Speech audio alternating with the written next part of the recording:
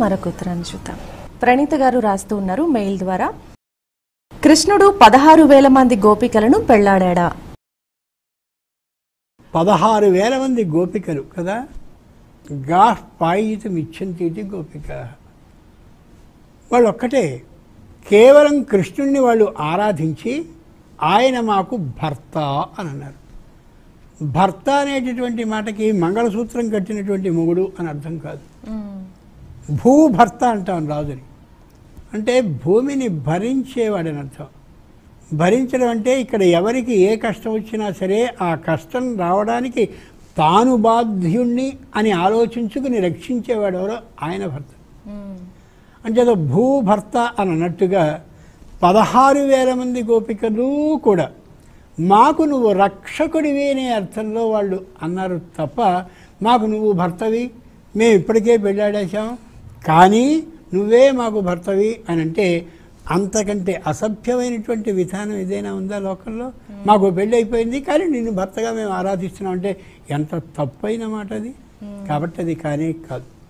పైగా ఈ 16,000 మంది ఎవరైతే ఉన్నారో గోపికలు వాళ్ళు నిరంతరం కృష్ణుడు బ్రహ్మాండమైనటువంటి బృందావనంలో చక్కనైనటువంటి మురళీవాద్యాన్ని మోగిస్తూ ఉంటే దానికి ఆకర్షితలై ఆ గోవులతో సహా వచ్చి అమోఘమైన మురళీ వాద్యాన్ని వింటూ ఉండేవారు. అంటే ఏమన్నమాట, అర్ధరాత్ర కాలంలో భర్తలు ఉన్నటువంటి వాళ్ళు కూడా ఇక్కడికి వచ్చి ఆయన మోగించేటటువంటి మురళీ వాద్యాన్ని వింటూ ఉంటే భర్తలు ఏమన్నారు, ఏమిటి బుద్ధి ఉందా లేదా మమ్మల్ని చేసుకుని ఆపోవడం ఏమిటి అనాలిగా, ఒక్కరు అనరేవి. కాబట్టి 16,000 మంది గోపికలకి కృష్ణునికి భార్యాభర్తలతో సంబంధం లేదు లేదు లేదు. సహజంగా మనం మామూలుగా చూస్తుంటాం ఆడవాళ్ళందరూ ఏమంటారు, అయినా నువ్వే మాకు నాథుడివి, నిన్ను కోరుతున్నాను రక్షించవలసింది అని. నాథుడు అంటే నాథుడు నాదే రక్షణ చేసేవాడు అని అర్థం తప్ప నువ్వే మా మొగుడు వెంకటేశ్వర స్వామి అంటే ఈయనమైనట్టు పక్కన ఆయన మొగుడు ఇంచేత మొగుడు అనే అర్థం కాదు, భర్త అంటే ఈ అర్థం కాదు.